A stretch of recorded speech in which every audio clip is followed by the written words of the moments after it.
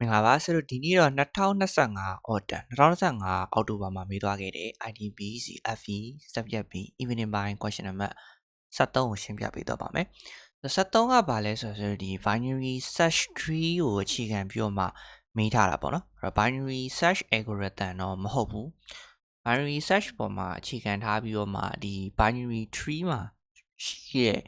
node ပေါ့နော် node ကိုဖြတ်တဲ့ algorithm ဖြစ်ပါတယ်။အဲ့တော့ဆရာဒီမိကုန်းလေးကိုရှင်းပြပေးမယ်ပေါ့နော်ရှင်းပြပေးပြီးတော့မှအတူတူလိုက်ပြီးတော့မှစဉ်းစားပြီးတော့မှဖြည့်ကြည့်အောင်ဆိုတော့အရင်ဆုံးပေါ့နော်ဆရာတို့ဒီမိကုန်းလေးကိုမဖြည့်ခင်မှာဆရာတို့အနေနဲ့အခြေခံသိထားတဲ့ knowledge ကဘာလဲဆိုလို့ရှိရင်နံပါတ်1ကတော့ဒီ pseudo ပေါ့နော် pseudo programming ကိုနားလည်ရမယ်ဥပမာဆိုလို့ရှိရင်ဒီမှာ if တို့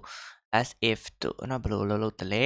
ဒါတွေကိုနားလည်ရမယ်ပြီးရင်ဆရာတို့ဒီမှာဒါလေးတွေဆိုရင် condition စစ်တာလေးတွေပြီးရင်ဒီမှာ variable assign လုပ်တာလေးတွေပေါ့နော်ဒါကိုနားလည်ရမယ်ဒါတစ်ချက်ပေါ့နော်နောက်တစ်ချက်ကကျတော့ဆရာတို့ဒီမှာ recursion logic လေးပါတယ်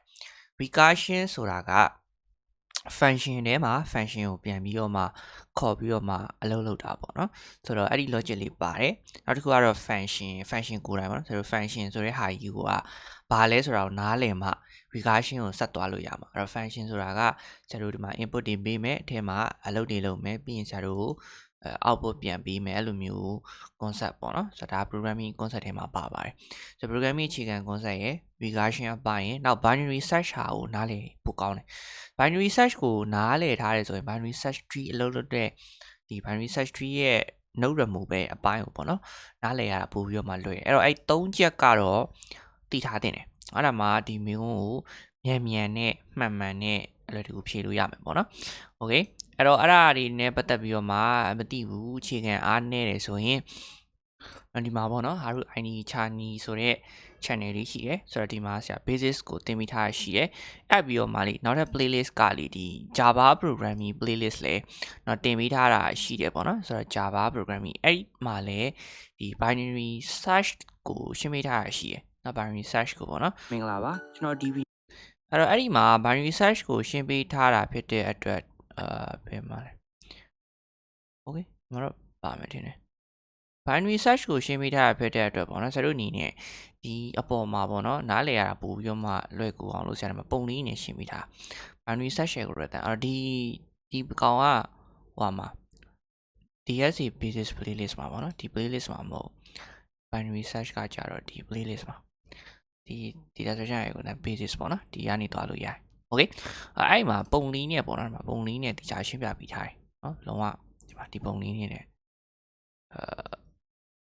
ဒီမှာပေါ့နော်ဒီပုံလေးနဲ့လုံးဝနားလေရလွယ်အောင်လို့ပေါ့နော် algorithm ကိုတရားလေးရှင်းမိထားတယ်โอเคအဲ့တော့ Java code လည်းပါမှထင်တယ်အဲ့ဒီမှာဆရာ Java code နဲ့လည်းရေးပြပေးခဲ့တယ်ပေါ့နော်ဆိုတော့ဒီကောင်လေးဒီ concept ကိုပဲဆိုတော့ပြန်ပြီးသုံးတာအဲ့တော့အဲ့ဒီဟာကိုနားလည်ဖို့အတွက်ဒီဗီဒီယိုလေးကိုတွားပြီးတော့မှကြည့်တင်တယ်ပေါ့နော်ကြည့်တင်တယ်ဆိုတော့အဲ့ဒါလေးကိုအရင်နားလည်အောင်လုပ်လိုက်ပါပေါ့နော်အဲ့ဒါဆိုရင်နားလည်ရတာပို့ပြီးတော့မှအဆင်ပြေတယ်နော်ဒီဗီဒီယိုလေးထဲမှာရှိတယ်ပေါ့နော်โอเคအဲ့တော့ဒီဗီဒီယိုလေးထဲမှာ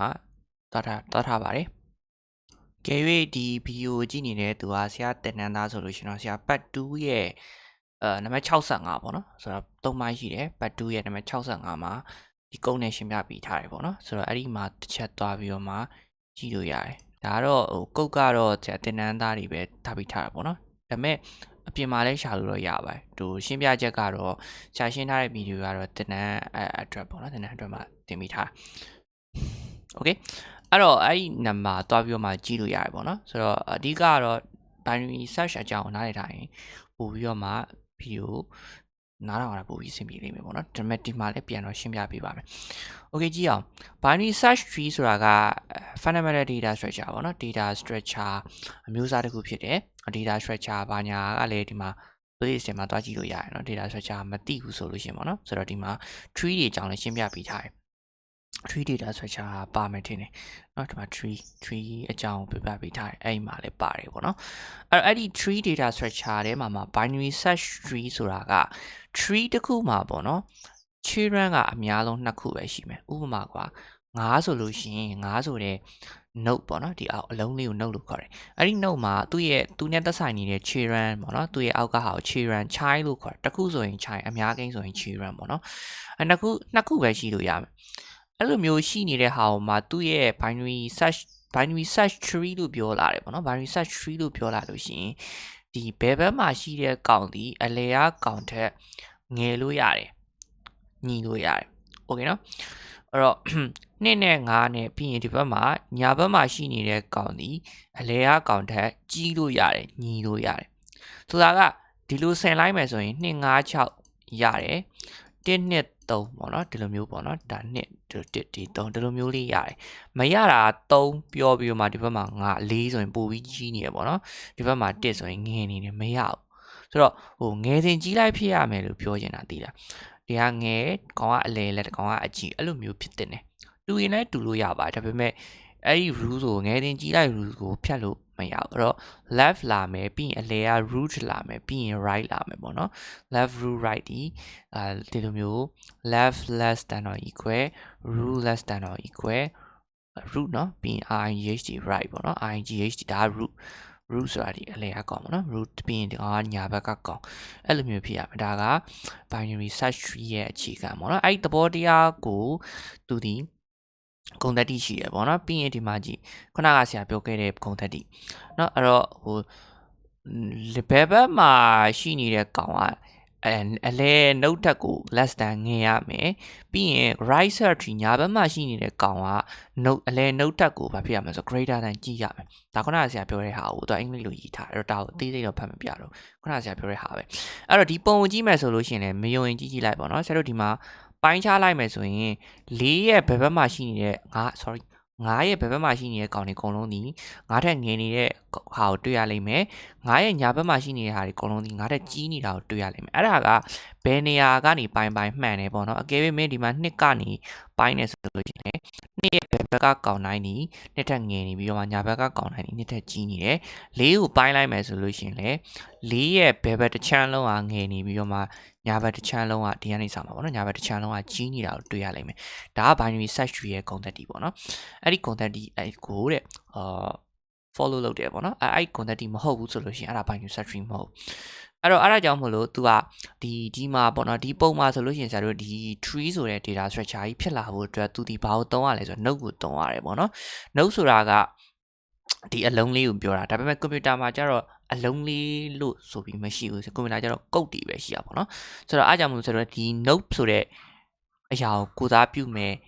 data တွေဆိုတော့သုံးရတာပေါ့နော်သုံးလိုက်တော့သူ့ကိုကျတော့ node ဆိုတဲ့ class ဆိုပြီးဖြစ်လာတယ် class ပေါ့နော် class ကဘယ်ကနေလာလဲဆိုတော့ class ဒီ OOP ကနေလာတာ OOP ဒီမှာ object oriented programming တွားကြည့်လို့ရတယ် basic မှာပြောထားပြီးပါတယ်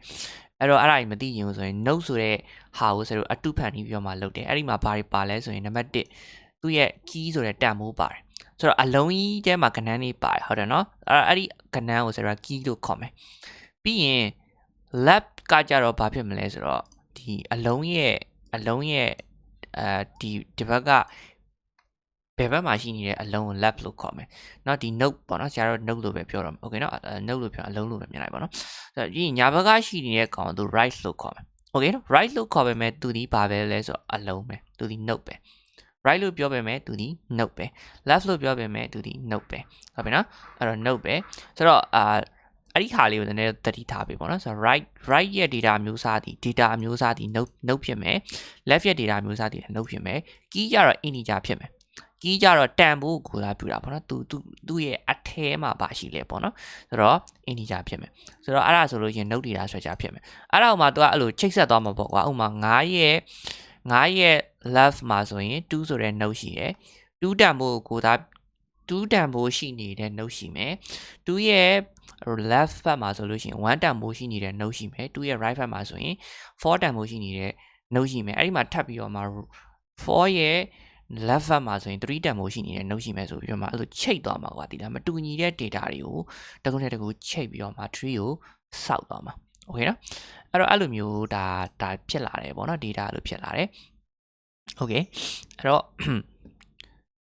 ချက်ပေါ့နော်အဲ့ဒါပြီးရင်ကျတော့ဒါခုနကဆရာပြောတယ်နော်ဒါဒီမှာတော့note ဒါခုနကဆရာပြောတဲ့ဟာတွေပဲအကယ်၍ပေါ့နော်ဒီလိုမျိုးမရှိနေဘူးပေါ့နော်ဆိုတော့4ဆိုလို့ရှိရင်4ရဲ့ညာဘက်မှာဘာမှရှိမနေဘူးဘာ tree မှရှိမနေဘူးဆိုရင်သူ့ကိုဆရာတို့ undefined လို့ထားထားမယ် undefined လို့ထားထားမယ်ပေါ့နော်စလုံးပေါင်းကနေမှာ undefined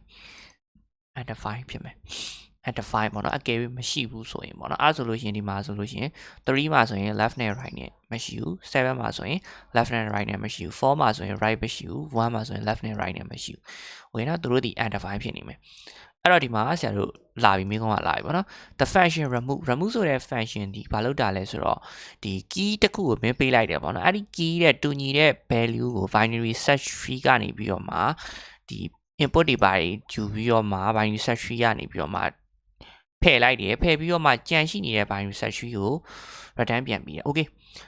စာအရှိပဲဘာသာပြန်လိုက်တာပေါ့နော်အဲ့တော့အဲ့ဒါကိုနည်းနည်းမျက်စိရမြင်အောင်ပြမယ်အဲ့တော့ဆရာတို့ကဒီမှာကွာဒီ tree ရှိတယ်ပေါ့နော်ဒါ original tree အဲ့ကနေပြီးတော့မှဆရာတို့3ဆိုတဲ့တန်ဖိုးလေးကို remove ပေးပါဆိုလို့ရှိရင်3ကိုဖြတ်လိုက်လို့ရှိရင်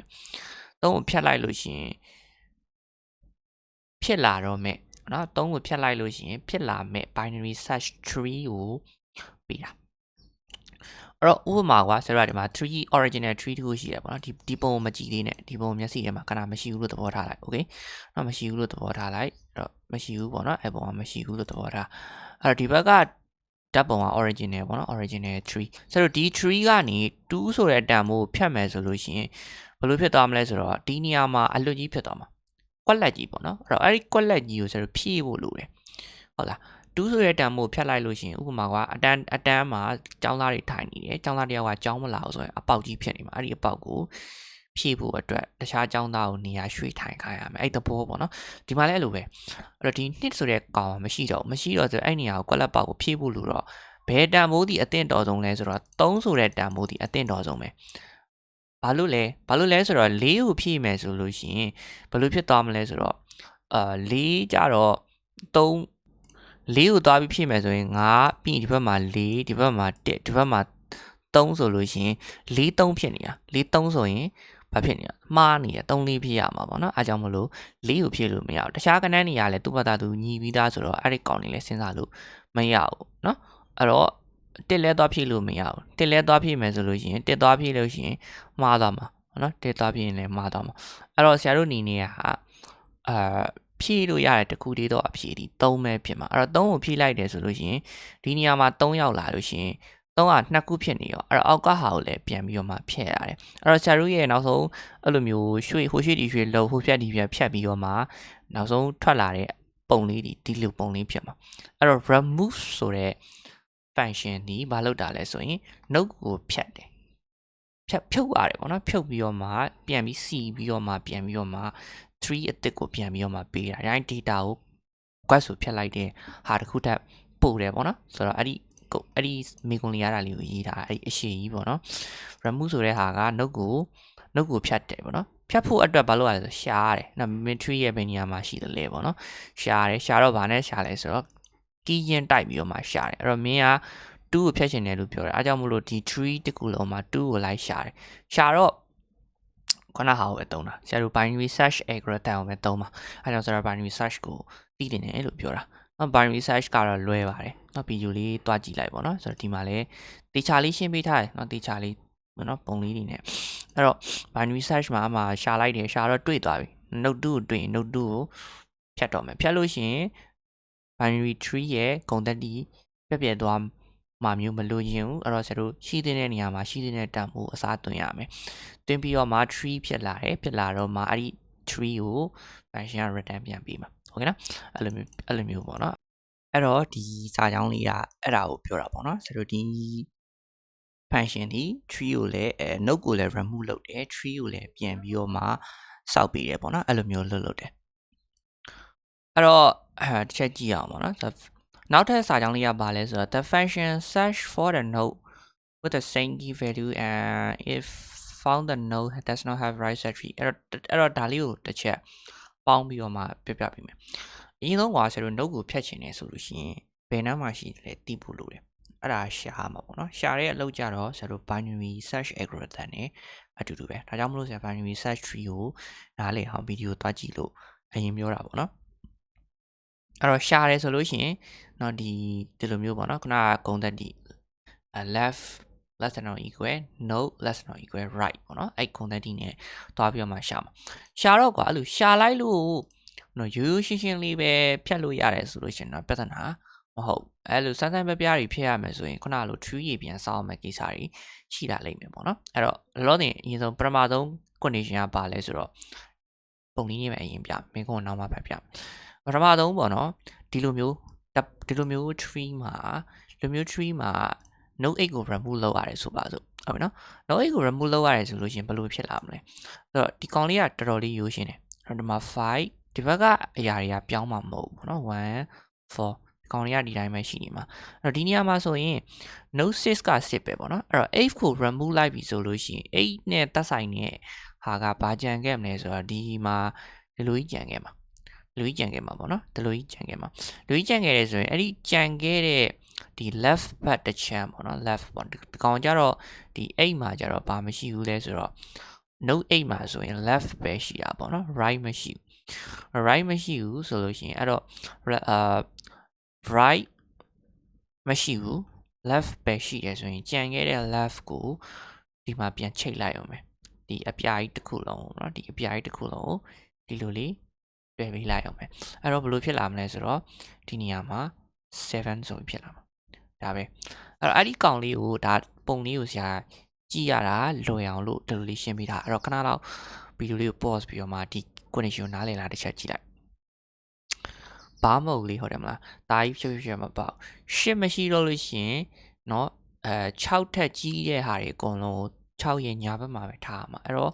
ဘယ်လိုပဲပြောဆရာတို့ဒီလိုမျိုး3ဒီလိုမျိုးဆင်းသက်လာတာဖြစ်တဲ့အတွက်ဒီ8ရဲ့ဘယ်ဘက်ချမ်းမှာရှိနေတဲ့ကောင်လေးတွေလည်းဒေတာပေါက်6ထက်ကတော့ကြီးမှာပဲဘာလို့လဲဆိုတော့8ဘက်ကနေလာတာပေါ့နော်6ကနေလာတာမဟုတ်8ကနေဆင်းသက်လာတာမဟုတ်လို့8ထက်ငယ်လိမ့်ပဲဒီအောင်တော့6တက်ကတော့ကြီးနေမှာပဲဆိုတော့6ရဲ့ဒီလိုမျိုးတွားကတ်မှာပေါ့နော်6ရဲ့ဒီဘက်မှာတွားပြီးတော့မှကတ်မှာအဲ့လိုမျိုးပေါ့နော်ဆိုတော့ return ပြန်ပြီးတော့မှတွားပြီးတော့မှချိန်ပေးအောင်မယ်ဆိုတော့အဲ့ဒါကဘယ်အတွက်လဲမှန်လဲဆိုတော့ဟိုဟာတွေအတွက်ပါမယ် recursively အတွက်ပါမှန်တယ်ဘယ်လိုမျိုးလဲဆိုတော့ဆရာဒါလေးကိုကဏ္ဍတန်မိုးလေးပဲပြောင်းမယ်โอเคနော်အဲ့ကြောင့်ဆရာဗီဒီယို pause ပြီးနားလည်အောင်ကြည့်ခိုင်းတာနော်အဲ့တော့နားလည်ပြီဆိုရင်ဒီကောင်လေးကိုပုံလေးကိုနည်းနည်းလေးဆက်ဆွဲပြမယ်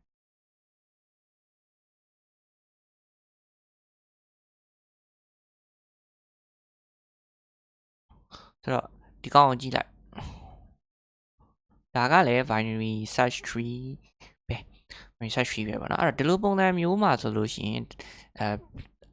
ဒါတကယ်တမ်းတော့အပြင်မှာဒီလိုစီရင်မစီမှာပေါ့နော်ဒါပေမဲ့ဘယ်လိုပြောမလဲရှုပ်ထွေးလာတဲ့ဟာတွေဆိုရင်ဘယ်လိုလုပ်လဲသိအောင်ဒါဆိုလို့ရှိရင်9ကို remove လုပ်မယ်ဒါပေမဲ့9ရဲ့ right မှာဘာမှမရှိဘူး9ရဲ့ left ပေါ့နော်9ရဲ့ left လို့ပြောရင်တကောင်ကြီးကုန်ပါတယ်ဒီကောင်ကြီးကုန်ပါတယ်ပေါ့နော်ဆိုတော့အဲ့လိုမျိုးဆိုလို့ရှိရင်ဆရာတို့ကဘယ်လိုဖြစ်လာမလဲဆိုတော့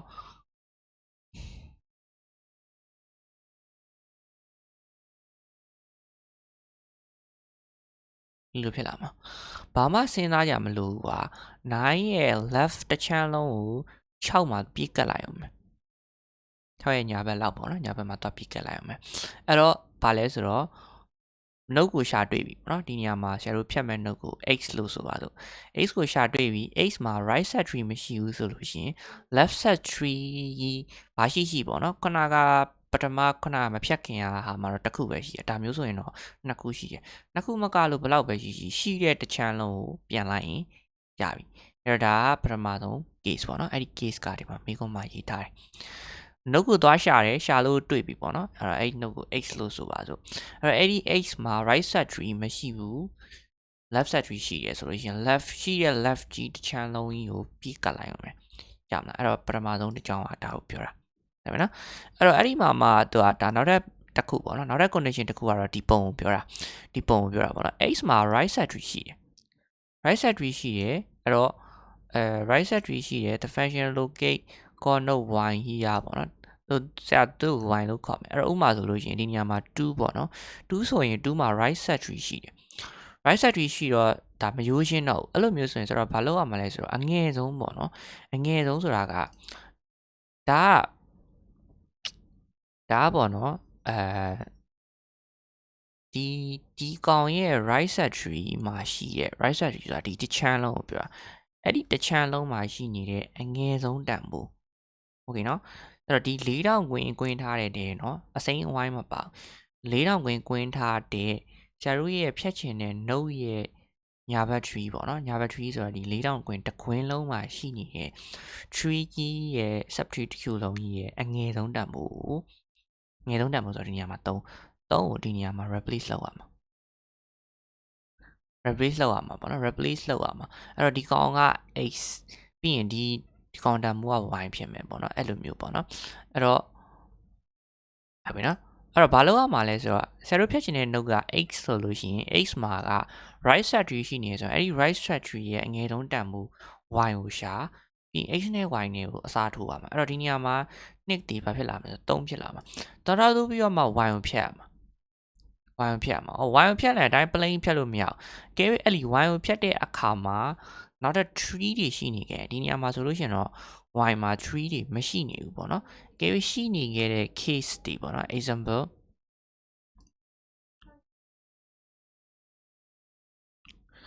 ဒီမှာ1 2 3 3ထားဦးကတကောင်6လောက်ထားလိုက်မယ်ပြီးရင်4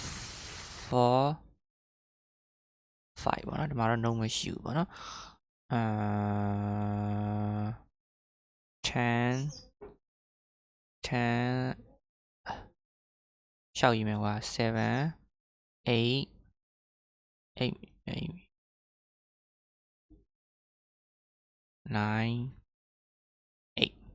8အဲ့လိုမျိုးဖြစ်နေကြတယ်ပေါ့နော်အဲ့တော့မင်းကဒီမှာနော်ဒီ tree ကို remove လုပ်တယ်ဆိုလို့ရှိရင်ဒါဆိုလို့ရှိရင်ဆရာတို့အနေနဲ့ကဒီကောင်းရဲ့နော်ဒီကောင်း tree ပေါ့နော်နာလောက်မျိုးရှင်ဒီကောင်းအောက်ဆုံးကဖြစ်အောင်ပေါ့ဒီကောင်းမို့ဒီနေရာဆိုရင်ဒီကောင်းကို refull လုပ်တယ်ဆိုရင်ဘယ်နဲ့ညာနဲ့ဘယ်နဲ့ညာနဲ့ဆိုရင်ငယ်ဆုံးတန်ဖိုး replace ဒီ case မဟုတ်ကွာဆရာပြောချင်တာကဆရာပြောချင်တဲ့ example ကဘယ်လိုလဲဆိုတော့ကဲရကွာဒီ3ရဲ့အောက်မှာမင်း note တွေဆက်ရှိနေသေးတယ်ဆိုလို့ရှိရင်အဲ့ဒီအတွက်ပါထပ်ပြီးတော့မှစဉ်းစားပေးတင်တယ်အဲ့လိုမျိုးပြောချင်တာကွာဒီအဲ့တော့ tree တွေပါလဲဆွဲမနေတော့ပါဘူးနားလည်မှာပါနော်ဒီစဉ်းစားပေးတင်တယ်ဘယ်လိုစဉ်းစားရမလဲဆိုတာကဒီကုတ်က recursive ဖြစ်နေတာဒါလည်းပထမ recursive ကိုနားလည်လို့ပြော recursive ဖြစ်နေတဲ့အတွက်ဒီမှာဘာပြန်ပါမလဲဆိုတော့ function ထဲမှာ function ကိုပြန်ခေါ်တာပါလိမ့်မယ်ဒီမှာ remove ပေါ့နော်ဆိုတော့ဒီမှာ remove ကိုမှ remove ခေါ်ရဲဆိုတော့ recursive ပြန်ပြီးတော့မှခေါ်သွားတာအဲ့တော့ဒါကြောင့်မလို့ကျွန်တော်အနေနဲ့အဲ့လိုမျိုးလုပ်လိုက်တယ်ဆိုလို့ရှိရင်တွင်းလိုက်တယ်ဆိုရင်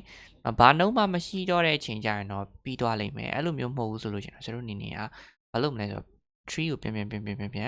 ဆောက်သွားမယ်အဲ့ဒီ case ပါလိမ့်မယ်ပေါ့နော်အဲ့ဒါ recursive ပါမယ်ဘယ်လိုဆောက်နေဆိုတော့ခဏနေရှင်းနေပြောပြပေးမယ်โอเคအဲ့တော့အဲ့ဒီဟာလေးကပါတယ်ဆိုတော့အကယ်၍ပေါ့နော်မင်းဖြတ်ချင်တဲ့ tree မှာဘာတန်ဖိုးမှမရှိနေဘူးပေါ့နော်ဆိုတော့ဒီလိုမျိုးပေါ့ဒါမှဆိုလို့ရှိရင်ဒီမှာဆိုလို့ရှိရင်ဘာမှမရှိနေဘူးပေါ့နော်ဘာမှမရှိနေဘူးဆိုလို့ရှိရင်ကျွန်တော်အနေနဲ့3ကိုဖြတ်ချင်တာဘာမှမရှိဘူးဆိုတော့ဘာလုပ်ရမလို့ပေါ့နော်အဲ့လိုမျိုးပေါ့နော်ဆိုတော့အဲ့လိုမျိုးသွားတင်တယ်ဒါပဲပေါ့နော်ပြီးတော့မှကျွန်တော်တို့ the procedure test ဆိုတာ test ဆိုတဲ့ function လေးကဘာလုပ်တာလဲဆိုလို့ရှိရင်ဒီ node ပေါ့နော်အားလုံးပေါင်း9ခုရှိတဲ့ node 9ခုရှိတဲ့နေရာမှာဘာကိုလုပ်မှာလဲဆိုတော့node တစ်ခုကိုစိုင်းပြီးတော့မှဖြတ်တာပေါ့နော် one node ဆိုတာ node 1ကိုပြောတာမဟုတ် node တစ်ခုကိုပြောတာ node တစ်ခုဘယ်တစ်ခုလဲဆိုတော့ဒီမှာကြည့်လိုက်2ပေါ့နော်2ဆိုတဲ့ node ဒီ2ဆိုတဲ့ node ကိုတဲ့ဖြတ်တာပါတဲ့ဖြတ်လို့ရှိရင်ဒီပုံကနေဒီပုံဖြတ်လာမယ်တဲ့အဲ့တော့အဲ့ဒီကုတ်လေးကိုကျွန်တော်စဉ်းစားပေးရမှာပေါ့နော်စဉ်းစားပေးရမှာဖြစ်ပါတယ် okay yup အဲ့ဒါရ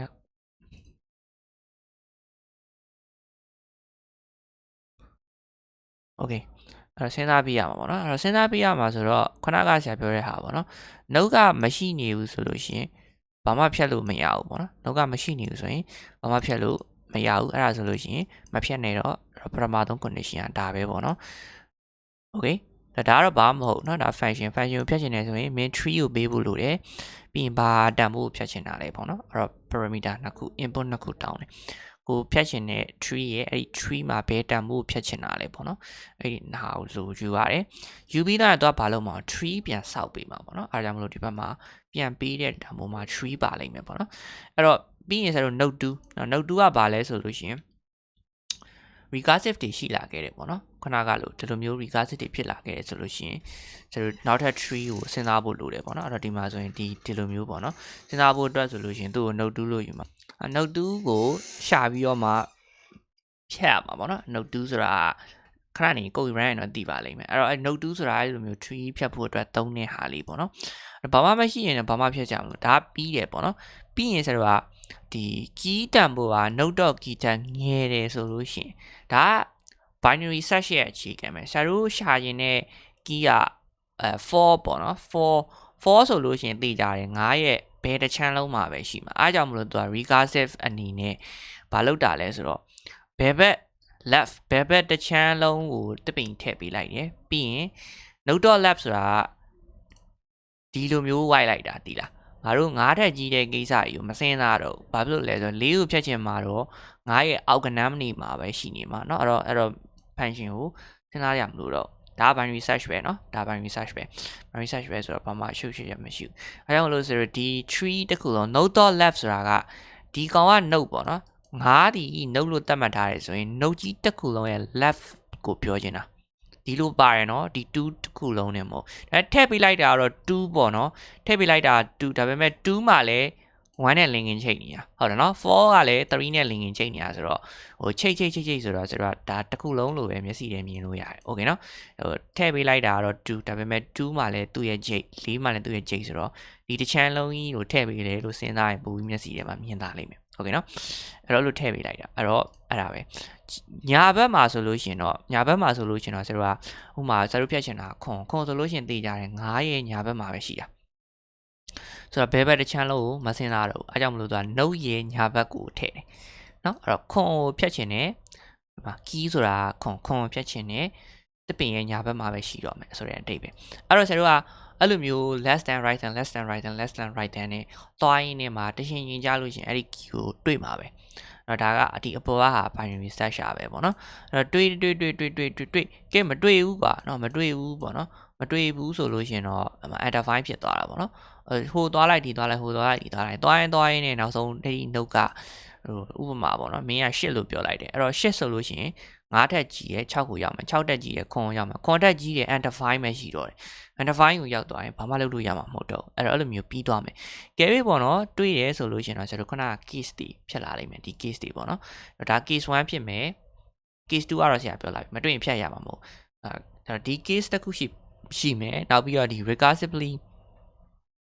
ဖြတ်တဲ့ case ရှိမှာပေါ့နော်အဲ့တော့အဲ့ဒီမှာအဲ့ဒီဟာဖြတ်ဖို့အတွက်ဒါ recursively ဖြတ်ဖို့ကိစ္စကိုစဉ်းစားရမှာနှစ်ခုပဲရှိတာတစ်ခုကကြတော့ right tree မရှိဘူးဆိုရင် left ကြီးတစ်ခုလုံး return ပြန်လိုက်အဲ့ဒါကဆရာရှင်းပြပြီးသွားပြီဒီမဲ့ right tree မရှိဘူးဆိုရင်ဘာမှလုပ်စရာမလို left tree တစ်ခုလုံး return ပြန်ရုံပဲအဲ့တော့ဒီကုတ်ကဒီနားမှာရှိနေတဲ့နှစ်ကြောင်းကဒီဓာတ်ပုံအတွက်ပြောထားတာโอเคเนาะအဲ့တော့အဲ့ဒါကိုပြောထားတယ်အကယ်၍အဲ့လိုမှမဟုတ်ဘူးဆိုလို့ရှင်တော့ဒီ case မဟုတ်ဘူးဆိုလို့ရှင်တော့သိကြတယ်ဒီမိကွန်းထဲမှာပါတဲ့ recursive သွားတဲ့မိကွန်းထဲမှာပါတဲ့ recursive သွားတဲ့ case ပဲပေါ့နော်ဆိုတော့အဲ့အတွက်ဆရာတို့စဉ်းစားဖို့အတွက်ဒီမှာ color ပေါက်3ခုရှိတယ်โอเคအဲ့တော့ဆရာဒီမှာအဲ့အတွက်ကိုဆရာဒီမှာတကောင်လေးလုပ်ပေးထားတယ် visualizer လေးထည့်ပေးထားတယ်ဆိုတော့ visualizer လေးနဲ့စဉ်းစားရအောင်ဆိုတော့ဆရာတို့အနေနဲ့ဒါ tree ရှိရပေါ့နော်ဒီ tree ကနေဆရာတို့ဘာကိုဖြတ်မှာလဲဆိုတော့ note 2ကိုဖြတ်မယ်โอเคနော် note 2ကိုဖြတ်မယ်ဆိုရင်ဒီမှာဖြတ်ချင်တဲ့ key က2ဆောလာရင်သူဒီ root ကိုပေးရတယ် root ပေါ့နော် root ဆိုတာတပင်လုံးမှာရှိနေတဲ့ထိတ်ဆုံးမှာရောက်နေတဲ့ upper level note ပေါ့နော်ဒီညမှာဆိုရင်5အဲ့တော့အဲ့ဒါကလည်းဘယ်ကလဲဆိုတော့ဒီမှာလာ root ရဲ့2ရဲ့ပေးလိုက်တယ်ဆိုလို့ရှင်ဆိုတော့ဒီကောင်ဝင်လိုက်ပြီဆိုရင်ပထမဆုံး5ကိုရောက်မယ်5ကနေပြီးတော့2ကိုရှာမယ်ပေါ့နော်အဲ့တော့5နဲ့2နဲ့ဆိုလို့ရှင်သိကြတယ်2ဒီ5ထက်ငယ်နေတော့6ခုမစင်းသားတော့ပဲねဒီဘက်တစ်ချမ်းလုံးဝင်မှာဝင်နေဆိုလို့ရှိရင်ဘယ်ကိုရောက်မလဲဆိုတော့ဒီကိုရောက်မယ်2ကိုရောက်မယ်အကယ်၍ဟိုမတွေ့ဘူးပေါ့နော်ဒါဒီမှာတွေ့သွားတယ်မတွေ့ဘူးဆိုလို့ရင်ခုနလိုပဲ left right နဲ့သွားမှာအဲ့တော့ဒီမှာတော့တွေ့ပြီဆိုရင်ရက်လိုက်ပြီနှုတ်ကလည်း2ကီးကလည်း2အဲ့တော့ဘာတိတ်ပဲပါလဲဆိုတော့ငါတို့ရှာခြင်းတဲ့ဟာတွေ့သွားရင်ဒီနှုတ်ကိုဖြတ်ရမှာဖြတ်မယ်ဆိုရင် plain ဖြတ်လို့မရဘူးသူ့မှာနော်ဟို သူ့အောက်မှာ tree လေးတွေရှိလားဒါလေးတွေကိုဆိုတော့စဉ်းစားရမယ်ဆိုတော့တစ်ချက်ကြည့်လိုက်ပေါ့နော်အဲ့တော့ node 2မှာဆိုလို့ရှိရင်ဘာဖြစ်လဲဆိုတော့ right node ရှိလားစစ်တယ်ပေါ့နော် right node ရှိလား node 2မှာနော်ဒါခုနပြောသလိုနော် key ကငယ်နေရလဲမဟုတ် key ကကြီးနေရလဲမဟုတ်ဒါဆိုရင် key ဒီ node နဲ့တူနေတယ်ဆိုလို့ရှိရင်ဘာလို့ထပ်ဆက်လဲဆိုတော့ right node ရှိလားပေါ့နော်မိကုန်းမှာလည်းပါမယ်ထင်ပါတယ်ဘာမှမပါဘူးပေါ့နော် okay ထားပါတော့ right node ရှိလားစစ်တယ်ပေါ့နော် right node ရှိလားစစ်တယ်ဘာလို့လဲဆိုတော့ right node ကိုဆိုတော့စစ်တော့မှဒါပြန် recursive ပြန်သွားပြီးတော့မှဒီမှာဖက်တဲ့တံမို့ပြန်အစားသွင်းလို့ရမှာပေါ့နော်စစ်လိုက်ပြီးတော့မှဆိုလို့နေရှိတယ်ပေါ့နော်အဲ့တော့2ရဲ့ဘေးမှာဒီတစ်ချမ်းလုံးကြီးရှိနေတယ်နော်အဲ့တော့အဲ့မှာဆိုတော့ right node ကပါလဲဆိုတော့ right node 2ရဲ့ right node ဒီ4 right node ဒီ4ပေါ့နော်အဲ့တော့ဒီမှာဒါ tipping ရှိနေရဆိုရင်ဒီတစ်ချမ်းလုံးစဉ်းစားမှာပေါ့နော်အဲ့တော့အဲ့ဒီတစ်ချမ်းလုံးဒီမှာရှိနေတဲ့tree တစ်ခုလုံးရဲ့tree တစ်ခုလုံးရဲ့အစပေါ့နော်အစဒီ4မှာမှထပ်ပြီးတော့မှရှိနေသေးသလားထပ်ပြီးတော့မှဆိုတော့ဆက်ရမှာရှိနေသေးသလားပေါ့နော်ရှိနေသေးသလားထပ်ပြီးဆက်ရမှာဆက်လို့ရှိရင်ဘာနဲ့ဆက်လဲဆိုတော့ while loop နဲ့ဆက်မယ်โอเคနော် while loop နဲ့ဆက်မယ်နော် while loop နဲ့ဆက်မယ်အဲ့တော့2မှာ2ရဲ့ညာဘက်မှာ node ရှိသေးသလားဟုတ်ပြီနော်ညာဘက်မှာ node ရှိသေးသလားအဲ့ဒါကိုဆိုတော့ဒီမှာဒီ condition နဲ့ရေးမှာအဲ့တော့ node 2လို့ခေါ်မယ်2ရဲ့ညာဘက်မှာရှိနေကောင် node 2လို့ခေါ်မယ် node 2ဒီပါလဲဆိုတော့2ရဲ့ညာဘက်မှာရှိနေတဲ့ node မလို့ node.right ဆိုပြီးတော့မှသွားတယ်အဲ့ဒါကြောင့်မလို့ဆရာတို့ရဲ့ဒီနန်းလေးမှာရှိနေတဲ့ခွက်လက်ပေါက်ဒီဘာဖြစ်လာမလဲဆိုတော့ node.right ဘာလို့လဲဆိုတော့ညာဘက်ကကောင်ရဲ့တန်ဖိုးပဲဆိုတော့တွားပြီးတော့မှတွင်းလို့ရမှာတွားပြီးတွင်းလို့ရမှာပေါ့နော်အဲ့ဒါမှသူ့ရဲ့အငယ်ဆုံးတန်ဖိုးတွားပြီးတော့တွင်းလို့ရမှာဥပမာ2ကိုဖြတ်လိုက်တယ်ဆိုလို့ရှိရင်2နေရာရဲ့ဆက်စာပေါ့နော်2နေရာကိုအစားသွင်းမဲ့ကောင်ဒီ right tree မှာပဲတွားပြီးတော့မှရှာမှာဘာလို့ left tree မဟုတ်လဲဆိုတော့ algorithm ကြောင့်သူ algorithm မှာကဒီဆက်ရွေးတဲ့အခါမှာဘာလို့ပဲလိုချင်တာလဲဆိုတော့ right sub tree ပေါ့နော်ဒီမှာပါလိမ့်မယ်right sub tree ရဲ့အငယ်ဆုံးတန်ဖိုးနဲ့ပဲ replace လုပ်ပေးပါလို့ကန့်တတ်ထားတာအဲ့တော့ဒီနေရာမှာဆိုရင်2ကိုဖြတ်လိုက်တယ်2နေရာမှာရှိတဲ့တန်ဖိုးအင်္ဂလိပ်လိုဆိုရင် successor လို့ခေါ်တယ်ပေါ့နော် successor ကိုဘယ်ကနေပဲရွေးစေရင်တလဲဆိုတော့ right sub tree ဆိုတော့ right sub tree ဆိုတော့2ရဲ့ညာဘက်တစ်ချမ်းလုံးမှာရှိတဲ့ကောင်မှာ smallest value အငယ်ဆုံးတန်ဖိုးကိုရွေးစေခြင်းတယ်ဘာလို့ငယ်ဆုံးဖြစ်တဲ့နာလဲဆိုတော့ကွာ2ပြီးလို့ရှိရင်ကျတော့4ရဲ့4ထက်တော့ငယ်နေရမှာ4ထက်ငယ်နိုင်တဲ့လောက်ငယ်မှရမှာအဲ့ဒါကြတော့မှ2နဲ့သွားပြီးတော့မှကတ်သိလားနှစ်ပြီးရင်3ဘာလို့လဲဆိုတော့4ထက်ငယ်နေလို့3อ่ะ3ထက်ငယ်နေတဲ့တန်ဖိုးတစ်ခုခုရှိနေတယ်ဆိုလို့ရှိရင်လဲဆရာတို့အနေနဲ့ဆက်ရွေးပေးရမယ်အဲ့တော့ပြောရရင်တော့ right back ဆိုလို့ရှိရင်ကတော့ right sub tree ဆိုလို့ရှိရင်ဒါလေးကိုမှတ်ထားပြီပေါ့နော်အဲ့လို replace လုပ်တဲ့နေရာမှာ recursively replace လုပ်တဲ့နေရာမှာ right sub tree ဆိုလို့ရှိရင် smallest ဖြစ်ရမယ်အဲ့တော့ဒီနေရာမှာ5 okay ပြီးရင်10ဆိုပါစို့10ပြီးရင်10ကိုဆရာခွန်လို့ထားလိုက်မယ်ခွန်ဘက်ကို9လို့ထားမယ်ဘက်ကို6လို့ထားမယ်ဒီဘက်ကို8လို့ထားမယ်ဒါဆိုရင်3ပဲအဲ့တော့ဒီဘက်ကမှာတော့မင်းပါလာမင်း1နဲ့3လေးဘာညာရှိတယ်လို့မျက်စိနဲ့မြင်လိုက်ဆိုတော့ဒီနေရာမှာ5ကို remove လုပ်တယ်ဆိုပါစို့5ကို remove လုပ်တယ်ဆိုလို့ရှိရင်5မှာက right sub tree ရှိနေတယ်โอเคနော် right sub tree ရှိနေဆိုတော့ဒီ sub tree တစ်ခုလုံးရဲ့အငယ်ဆုံးတန်ဖိုးဆိုတော့ဘယ်ကောင်လဲ6ကိုဆက်လာထားတင်တယ်ဒီဘက်မှာကျတော့တကူတော့ရှိမှာပေါ့နော်4ဒါတော့ကိုယ့်ဘာသာကိုပဲနားလည်လိုက်ပေါ့နော်3 sorry 3မဟုတ်ပါဘူးမားလို့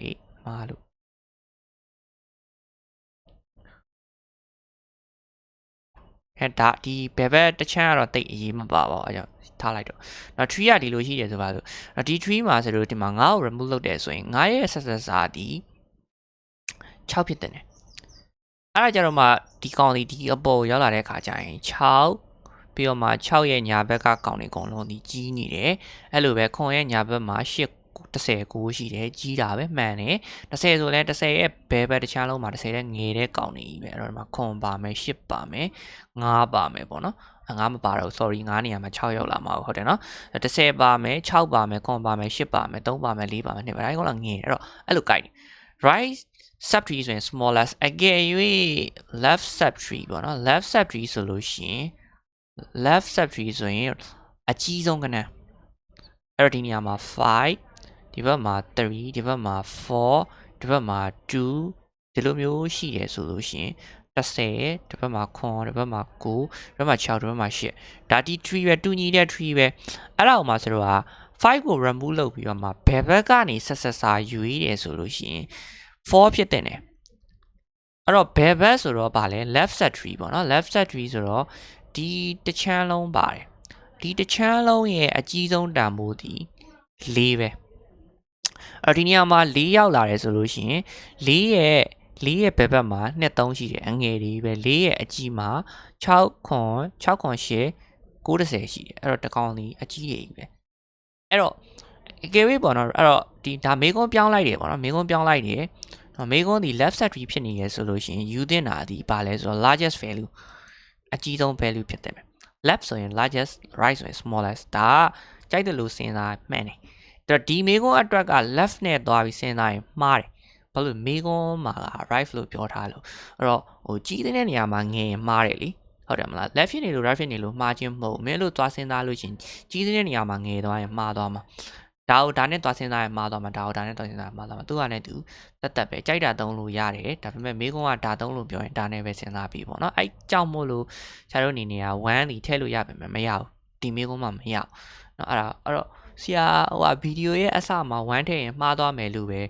ပြောလိုက်တာပေါ့နော်အဲ့တော့အဲ့ဒီခါနဲ့ပတ်သက်ပြီးဇဝေဇဝါဖြစ်နေတယ်ဆိုရင်အခုရှင်းမယ်လို့တော့ထင်တယ်ဆိုတော့ဘာမှမရှင်းရသေးပဲနဲ့ဆရာတို့အဲ့ဒီမှာ1ထည့်ရင်မှားတဲ့အကြောင်းကိုဒါကြီးနဲ့ရှင်းလိုက်ရင်တော်တော်လေးမျက်စိရှုပ်သွားမှာအခုချိန်လောက်ဆိုရင်တော့ရှင်းလောက်မယ်လို့တော့ထင်တယ်โอเคအဲ့တော့ဇလန်ကဘယ်ရောက်သွားပါလဲဇလန်ကဘယ်ရောက်သွားလဲဆိုဆရာတို့စဉ်းစားတော့အဲ့ဒါကြောင့်မို့လို့ note 2လို့ပြောရင်ဒီ note 2ဒီညာဘက်ကအချမ်းကိုပဲယူပါတယ်ဘာလို့လဲဆိုတော့ညာဘက်ကအချမ်းကိုဆက်အနေနဲ့ယူမှာမို့လို့ပါအဲ့မှာဆရာတို့ထပ်သွားမယ်ဆိုလို့ရှိရင်အကယ်၍ပေါ့နော် note 2မှာဆရာတို့ဟို note 2ရဲ့ဆက်ကိုစဉ်းစားဖို့အတွက်ညာဘက် section ကို for လို့သွားလိုက်တယ် for မှာဘာမှမရှိဘူးဆိုလို့ရှိရင်တော့ပြီးသွားပြီနော်ဘာမှ for မှာဘာ chai မှမရှိဘူးဘာမှမရှိဘူးဆိုလို့ရှိရင်နော်ဒီ for ရဲ့ for မှာ chai မရှိဘူးဆိုလို့ရှိရင် for ကိုဒီမှာလာပြီးတော့မှသုံးလိုက်တယ်ဆိုလို့ရှိရင် problem solve ပေါ့နော်ပုစာရှင်းသွားတယ်အကယ်၍ကွာဒီနေရာမှာ no မရှိဘူးဆိုလို့ရှိရင် no မရှိဘူးဆိုရင်ဒီနေရာမှာဘာဖြစ်မလဲ4ဖြစ်သွားမယ်ပေါ့နော်ပြီးဒီကောင်လေးကိုဖြတ်လိုက်အဲ့ဆို1 4 5 6ကောင်ဆင်ပြီးတယ်အဲ့တော့ဘာလဲဆိုတော့အကယ်၍ပေါ့နော် note 2ကနေလာတဲ့ဆက်စာပေါ့နော်အဲ့တော့ sorry ဒီ2ဆိုတဲ့ဒီ note ဖြတ်ချင်တဲ့ note ပေါ့နော်အဲ့တော့ဒီကောင်နာမည်က note အဲ့တော့သူနာမည်ခေါ်တဲ့ဟာအဆင်မပြေနေတာ note ပေါ့နော်အဲ့တော့သူ့ရဲ့ဆက်စာအနေနဲ့စဉ်းစားမဲ့ကောင်ကိုဆိုတော့ note 2လို့ခေါ်တာဟုတ်ပါနော် note 2လို့ခေါ်တာပေါ့နော် note 2ဒီကောင်က note 2သူ့ရဲ့နာမည်တန်ဖိုးမဟုတ်ဘူးနံပါတ်2ဖြစ်နေတဲ့ note ပြောတာမဟုတ်တယ်မလားဟိုအခေါ်ကွာဒါနာမည်ကွာဒီလား note ပေါ့နော်ဒီကောင်ကိုညာဘက်ကကောင်ဆိုတော့ note 2လို့ခေါ်လိုက်တာဒီကောင်ကတကယ်သုံးနေတာသိမလားဆက်စာညာဘက်မှာရှိနေတဲ့ကောင်ပါအဲ့လိုသုံးနေတယ်သူတို့နာမည်ပေးတဲ့ဟာကျတော့နည်းနည်းထောက်သွားတာပေါ့နော်နည်းမျက်စိရှုပ်သွားအဲ့တော့ဒီမှာလीနော်အဲ့တော့ဒီညာဘက်ချမ်းမှာရှိနေတဲ့ကောင်က4ပေါ့နော်4မှာ chai မရှိဘူးဆိုလို့ရှင်တော့ခုနကလိုပေါ့နော်ဆရာဒီမှာဆွဲပြလိုက်တယ်လို့ပဲ4မှာ chai မရှိဘူးဆိုရင်ဒီလိုမျိုးလေးဖြစ်သွားရင်တော့ရှင်းတယ်ဟုတ်နော်ရှင်းတယ်ပေါ့နော်အဲ့တော့4မှာ chai မရှိဘူးဆိုရင်အကောင်လေးကိုပြစ်ကတ်လိုက်အောင်အကယ်၍ chai ရှိတယ်ဆိုလို့ရှင်တော့ဆရာတို့စဉ်းစားရတော့မယ်ပေါ့နော်အဲ့တော့ဒီမှာအဲ့တော့ why note2.left is not defined အဲ့တော့ chai မရှိဘူးဆိုလို့ရှင်တော့စဉ်းစားရမလို့ပြစ်ကတ်လိုက်အောင်အကယ်၍ chai ရရှိနေတယ်ဆိုလို့ရှင်ဒါ chai ရှိနေတယ်ဆိုလို့ရှင်လို့ပြောတာပေါ့နော် why note2.left is not defined note2.left ကမရှိတော့တဲ့ okay အဲ့နောက်ကိုပြောပြမယ်အဲ့ဒါဒီပုံကြည့်နားလေတယ်မင်းမှာဆရာဒီမှာဒီကောင်ကြည့်လိုက်5ကိုဖြတ်ချင်တယ်ဆိုလို့ရှိရင်5ရဲ့ဆက်ကိုရှာရတော့မယ်5ရဲ့ဆက်ကိုရှာဖို့ဆိုလို့ရှိရင်ဆရာတို့ကတစင်ရင်းနေသွားတာဘယ်လိုမျိုးလဲဆိုတော့အဲ့တော့ ဒီ left ခါလေးကိုဆရာအောက်ကိုရွှေ့လိုက်မယ်ဘာလို့လဲဆိုတော့အခုကဆရာညာဘက်ကိုပဲသွားတော့မှာပေါ့နော်ညာဘက်ကိုပဲသွားတော့မှာဆိုတော့မဆိုင်တဲ့ဟာတွေခလိုင်းသွားခေါ်ရင်မျက်စိနောက်ကုန်နေမယ်အဲ့တော့ဒီလိုမျိုးပေါ့နော်โอเคအဲ့ဒီကုတ်လေးကိုခုနဒီကုတ်ကိုရှင်းပြဖို့အတွက်ဒီပုံလေးကိုနားလည်အောင်လုပ်မယ်โอเคအဲ့တော့ဒီမှာ draw ထားတဲ့ဟာလေးခုနဖြတ် like this okay အဲ့တော့ဒီမှာဒီကနေစားဇလန်ကဒီကစားဇလန်ကဒီကစား5ပေါ့နော်အဲ့တော့အဲ့ဒီ5ကိုဖြတ်ချင်တယ်5ကိုဖြတ်ချင်တော့ပြဿနာကဘာလဲဆိုတော့5မှာသူ့မှာအဆွေမျိုးတွေဒီတန်းလိုက်ကြီးရှိနေအဲ့တော့ plane ဖြတ်လို့မရဘူး plane ဖြတ်လို့ရတော့5ရဲ့ဆက်ဆက်စားကိုရှာတော့မယ် okay ရှာပုံတော်မင်းသားကြီးစပြီပထမဆုံးဘာရှာလဲဆိုတော့5ရဲ့ညာဘက်မှာ3ရှိသလားဆိုတော့ရှိတယ်နော်အဲ့3ဘယ်ကစားလဲဆိုတော့10ကနေစအဲ့10နဲ့ရက်လို့ရလားဆိုတော့မရဘူးဘာလို့လဲဆိုတော့10မှာကဘယ်နှုတ်ရှိနေလို့ဘယ်ဘက်ကနှုတ်ရှိနေလို့ပေါ့နော်အဲ့တော့ဆိုလို့ရှိရင်ဒီမှာrecursion ဖြစ်သွားပြီပေါ့နော်အဲ့တော့10မှာဘယ်ဘက်ကနှုတ်ရှိနေတဲ့အတွက်နောက်ထပ် recursion နောက်10ထပ်ဖြစ်တယ်7ဆိုပြီးတော့မှ pass လုပ်ပေးလိုက်ရတယ်ဘယ်ဘက်ကနှုတ်ရှိနေလို့ပေါ့နော်အဲ့တော့ခွန်မှာဘယ်ဘက်ကနှုတ်ရှိနေသလားဆိုပြီးထပ်ပြီးတော့မှစစ်တယ်ရှိတယ်အဲ့တော့တစ်ခါ third recursion ဖြစ်တယ်6မှာနောက်ထပ်နှုတ်ရှိနေသလားထပ်စစ်တယ်မရှိတော့ဘူးမရှိရင်ဆိုတာဘာလို့ခေါ်လဲဆိုတော့ undefined ပေါ့နော်ဆိုတော့ undefined လို့ခေါ်တယ်အဲ့တော့အဲ့ဒါဆိုရင်အဓိပ္ပာယ်ကဘာလဲဆိုတော့ right sub tree ရဲ့အငယ်ဆုံးနှုတ်ကိုငါတို့တွေ့ပြီဆိုတဲ့အဓိပ္ပာယ်ပဲဟုတ်လားမဟုတ်လားကြည့်လိုက်6ဒီ right sub tree ရဲ့အငယ်ဆုံးနှုတ်ပဲအဲ့တော့ recursion ဒီဘယ်နှဆင့်ဖြစ်ဖြစ်4ဆင့်လည်းဖြစ်ခြင်းဖြစ်မယ်5ဆင့်လည်းဖြစ်ခြင်းဖြစ်မယ်6ဆင့်လည်းဖြစ်ခြင်းဖြစ်မယ်9ဆင့်လည်းဖြစ်ခြင်းဖြစ်မယ်ဘယ်အချိန်မှာသိမလဲဆိုတော့ undefined ဖြစ်နေတဲ့အချိန်မှာငါတို့ရဲရမယ်ဆိုတော့သိတယ်အဲ့တော့ undefined မဖြစ်သေး၍ကတော့ recursion နေနေဆရာတို့ဘယ်ထိဆင်းရမလဲဆိုတော့ recursion တော့မဟုတ်ဘူးเนาะ while loop နဲ့တူတူပါပဲ while loop နဲ့ဆရာတို့အနေနဲ့เนาะ while loop နဲ့ပေါ့เนาะ while loop နဲ့ဘယ်ထိသွားမှာလဲဆိုတော့ while loop ပေါ့ recursion ဆိုတာတဲ့ while loop ပေါ့เนาะ while loop တွေနဲ့ဒီအောက်စစ်ဆက်ထိရှင်းရမှာဆင်းရမှာပေါ့เนาะရှင်းရမှာပဲဆင်းပြီးတော့မှရှားမှာပေါ့နော် recursion မဟုတ်ဒီကုတ်က recursion ကုတ်မဟုတ်ဆင်းတာပေါ့ထက်ကဆင်းသွားတော့ဘယ်မှာတွေ့သွားလဲဆိုတော့ဆရာတို့ဒီ6မှာတွေ့တယ်ပေါ့နော်6မှာတွေ့တယ်အဲ့တော့ဘာဖြစ်လဲဆိုတော့ဒီကောင့်ကိုဆရာတို့က node 2ဆိုပြီးတော့မှတတ်မှတ်မှာnode 2လို့တတ်မှတ်မှာပေါ့နော်အဲ့တော့6က node 2ဖြစ်သွားမှာအဲ့မတိုင်ခင်ကဘယ်လိုသွားလဲဆိုတော့9ရဲ့နော်9ရဲ့ညာဘက်ကို9ရဲ့ညာဘက်ဆိုတော့6ပေါ့နော်9ရဲ့ညာဘက် sorry 9ရဲ့ညာဘက်မှာ10ရှိတာ9ရဲ့ညာဘက်က10ဒီနှုတ်2ဖြစ်မယ်အဲ့လိုပဲ10ရဲ့ဘယ်ဘက်ပေါ့နော်10ရဲ့ဘယ်ဘက်အဲ့တော့နှုတ်2ရဲ့ဘယ်ဘက်ဆိုတော့ဘာလောက်လဲခွန်နော်ခွန်ဒီနှုတ်2ဖြစ်မယ်ခွန်ရဲ့ဘယ်ဘက်ဒီ6ဒီနှုတ်2ဖြစ်မယ်အဲ့လိုမျိုးအစင်းစင်သွားတာအဲ့တော့ဒီကုတ်ကဒီကုတ်လေးကဒါကိုရေးထားတာဘာလို့လဲဆိုတော့ဆက်ဆက်စားကိုရှာနေတဲ့ကုတ်ဖြစ်ပါတယ်ဆက်ဆက်စားကိုရှာတွေ့ပို့အတွက်မတွေ့မချင်းကျွန်တော် note 2ကိုဘယ်ဆိုပြီးတော့မှဆင်ပါတယ်ကယ်ဝိပေါ့နော်ဒီကောင်ကပြောက်တော့ခုနပြောက်တော့ငါဒီကောင်ပို့လိုက်တာပေါ့နော်ဆက်ဆက်စားကိုဘယ်ဘက်ကနေရှာဘယ်ဘက် sub tree ကနေရှာမယ်ဆိုလို့ရှင်တော့နောက်ထပ်ပုံစံတစ်မျိုး꿰သွားပါမယ်အဲ့အတွက်တော့မပြောတော့ဘူးဘာလို့လဲဆိုတော့နှစ်ပုတ်ရှင်ပြောရင်မျက်စိရှုပ်တယ်အဲ့တော့ဒီမှာဆိုလို့ရှိရင်တော့ကျွန်တော်တို့အနေနဲ့ဘယ်ကိုဆင်းရတာပေါ့နော်ဘာလို့လဲဆိုတော့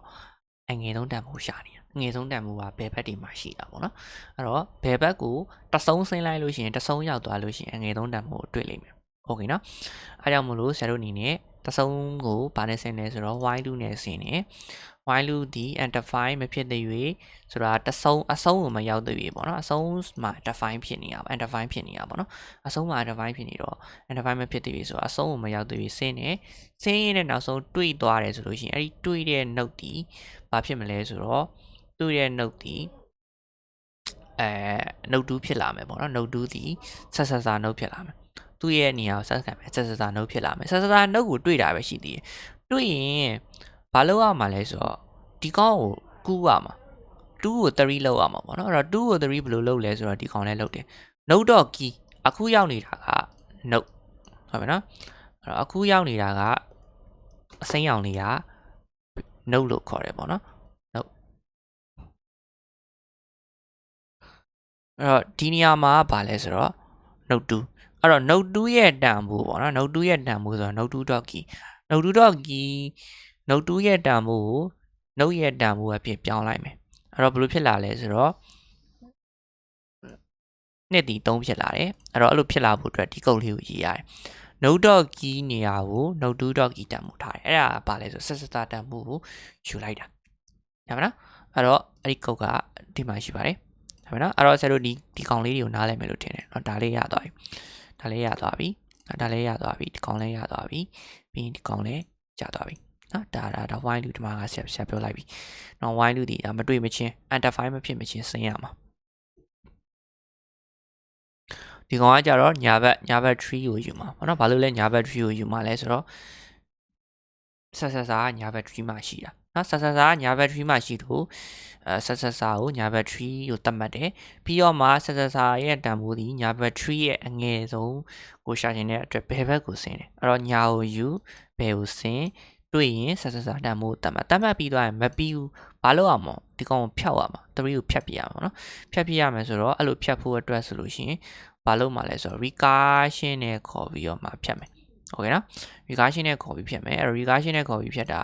ဒီတစ်ကြောင်းလေးပဲright tree ကိုဘာလို့မှလဲဆိုတော့ right tree ကိုတော့ဒီမှာပေါ့နော်အဲ့တော့ right tree okay ဖြတ်ကူပြီးသွားတဲ့အချိန်မှာတို့အနေနဲ့ဒီ original 3 term ကိုဖြတ်ရမှာပေါ့နော်ဖြတ်တယ်ဆိုလို့ရှိရင်ねဘာလို့လဲဆိုတော့ဟိုကိုက3တစ်ခုလုံးပေးလိုက်ပေါ့နော်3တစ်ခုလုံးပေးလိုက်3တစ်ခုလုံးပေးလိုက်ဆိုတော့တို့ကဒီမှာဒီနေရာမှာပေါ့နော်ဒါအစ2ဖြစ်နေတာပေါ့နော်2ဖြစ်နေတာအဲ့ဒီမှာဆိုလို့ရှိရင်ပြန်ကြည့်မယ်ဆိုရင်အစဒီနေရာမှာ2ဖြစ်နေတာ2ဖြစ်နေပြီးတော့မှ3ဖြစ်သွား3ဖြစ်သွားလို့ချင်းတို့မလို့တော့D3 ကိုမလို့တော့အဲ့ D3 ကိုမလို့တော့ဆိုရင်ဖြတ်ချင် plane ဖြတ်လို့မရဘူး D3 တက်ခုလုံးမှာရှိတဲ့ D3 ဆိုတာဒီကောင်ရဲ့ညာဘက် tree ကဘာနေစား4ကနေစားတာပေါ့နော်ဆိုတော့4ရဲ့4မဟုတ်ခဏလေး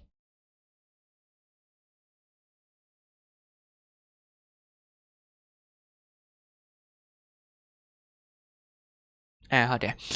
4 tree ပေါ့နော်4နဲ့စတဲ့ tree တစ်ခုလုံးရဲ့3ကိုရှာပြီးတော့မှဖြတ်ဆိုပြီးတော့မှ recursion တက်ခေါ်လိုက်တယ် recursion တက်ခေါ်လိုက်တယ်ပေါ့နော် recursion တက်ခေါ်တယ်ထပ်ခေါ်တော့အမှ recursion နောက်တဲ့ function တစ်ခေါက်ပြန် run တယ်ပေါ့နော်ပြန် run တဲ့ခါကျရင်တော့ရှင်းသွားပြီဘာလို့လဲဆိုတော့ဥမာမင်းမှာ4ဆိုပြီးတော့မှ4 tree မှာ3ဆိုတဲ့တန်ဖိုး binary search အဲ့ရသွားရှာတယ်သွားရှာတော့3ကိုတွေ့တယ်3ကိုတွေ့တဲ့အချိန်မှာ3မှာ battery ရှိလားညာ tree ရှိလားမရှိလားမရှိတော့မရှိရင်ဘာလုပ်လဲပေါက်ဆိုပြီးမှရိုင်းမယ်ဖြတ်လိုက်ရမယ်ဖြတ်လိုက်တော့ဘာဖြစ်သွားလဲဆိုတော့ပျောက်သွားတယ်အဲ့လိုမျိုးသွားဒီ recursion ကတော့တစ်ဆင့်ပဲဖြစ်တာပေါ့နော်အကယ်၍ကိုက3ရဲ့အောက်မှာပေါ့နော်3ရဲ့အောက်မှာ3တွေရှိနေသေးတယ်ဆိုလို့ရှိရင်ဒီလိုမျိုးပေါ့နော်ဒီလိုရှုပ်ပုံပေါ့ဒါ3ဆိုရင်3အောက်မှာမရှိရင်တော့ plane ပြတ်သွားမှာပေါ့နော်အကယ်၍3အောက်မှာ3တွေရှိနေသေးတယ်ဆိုလို့ရှိရင်တော့တစ်ဆင့်ချင်းဖြစ်ရမှာဖြတ်လိုက်အစားထိုးလိုက်ဖြတ်လိုက်အစားထိုးလိုက်နဲ့နောက်ဆုံးသူ့ဘာသာသူပြန်ပြီးတော့မှညီသွားမယ်အဲ့တော့ဒီမှာကတော့ base case အနေနဲ့တစ်ခုတည်းပဲရှိတာအဲ့တော့ဘလို့ရှိပေါ့နော်အကယ်၍ပေါ့နော်အကယ်၍ဒီလိုမျိုးမဟုတ်နေပဲနဲ့ဒီလိုရှိနေရင်လည်းဘလို့ဖြတ်ရတယ်ဘလို့ဖြတ်ရတယ်အဓိကညာဘက်ဖြစ်နေညာဘက် tree ဖြစ်နေမှာ recursion ဖြစ်တာညာဘက် tree ရှိနေတော့မှ recursion ဖြစ်တယ်ပေါ့နော်ညာဘက် tree မှာဘယ်ဘက် tree ရှိနေတယ်ဆိုလို့ရှိရင်ဒီလိုမျိုးပေါ့နော်ဒီလိုမျိုးဖြစ်နေမဲ့ recursion ဖြစ်တာဘာလို့လဲဆိုတော့အဲ့ဒါမှပြန် recursion ကိုခေါ်ပြီးဖြစ်တာပေါ့နော်ဆိုတော့အဲ့တော့ဒီလိုမျိုးဆိုလို့ရိုးရှင်းမဲဆိုလို့ရှင်တော့ပြန်ပြီးတော့မှတက်ပေးလိုက်အောင်မယ်နော်အကယ်၍ပေါ့နော်အကယ်၍ဒီလိုမျိုးကွာမင်းကဒီမှာ4ကိုဖြတ်ချင်တာပေါ့နော်ဒီနေရာမှာ2ရှိတယ်ဒီနေရာမှာ2ရှိရ4ကိုဖြတ်ချင်တာဆိုလို့ရှိရင်ဒါလေးကတက်ဒီကိုကတ်လိုက်ပြီးသွားပြောရင်ကကိုဖြတ်ချင်တဲ့နှုံမှာတစ်ခုပဲတစ်ဆင့်ပဲရှိနေဆိုရင်ပြီးကတ်လိုက်ရင်ရသွားပြီအဲ့လိုမျိုးဆိုရင် recursion ကမဖြစ်ဘူးအဲ့လိုမှမဟုတ်ဘဲနဲ့ဒီလိုမျိုးဆိုရင် recursion ဖြစ်မှာတော့ recursion အပိုင်းကိုဆိုတော့စိတ်ပူစရာမလိုဒါ function ထဲမှာ function ခေါ်တာဆိုတော့ tree ဒီတစ်ဆင့်ချင်းကြီးစောက်သွားမှာပထမဆုံးဒီ tree တစ်ခုလုံးပြီးရင်ဒီ tree လေးပြီးရင်ဒီ tree လေးနောက်ဆုံးကြရင်ကွာနှုတ်နှစ်ခုပဲကျန်မှာ recursion ဒါဆို3ဆင်းလောက်ခေါ်ရတယ်ဆိုရင်တော့နောက်ဆုံးကြရင်နှစ်ခုပဲကျန်မှာအဲ့ကြရင် base case ဆိုတာဘာဖြစ်လာမလဲဖြတ်လိုက်ရင် undefined ဖြစ်သွားမယ်ပြီးတော့မှကျန်တဲ့ဟာကိုသူ့ဘာသူပြန်ပြီးတော့မှဆောက်သွားရင်ပြီးသွားတယ်အဲ့လိုမျိုးသွားတာပေါ့နော်ဆိုတော့ ABC ကဒီကောင်ပေါ့နော်အဲ့တော့ ABC 3ခုလုံးနဲ့ကြိုက်တာကဘယ်မှာရှိရအဖြေက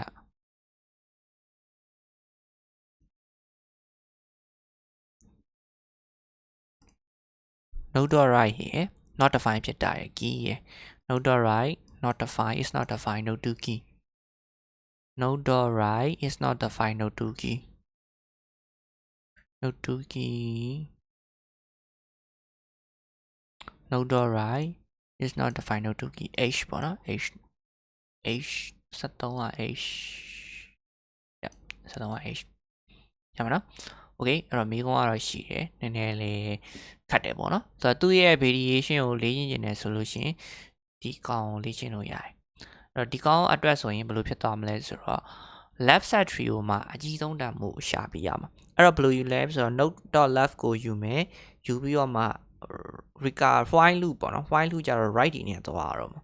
ဟိုဆိုညာဘက်မှာအကြီးဆုံးကဏ္ဍရှိအောင်နော်ဒီမှာကျတော့ဒါ node.left ကိုယူတယ်ဒီနေရာမှာပေါ့နော်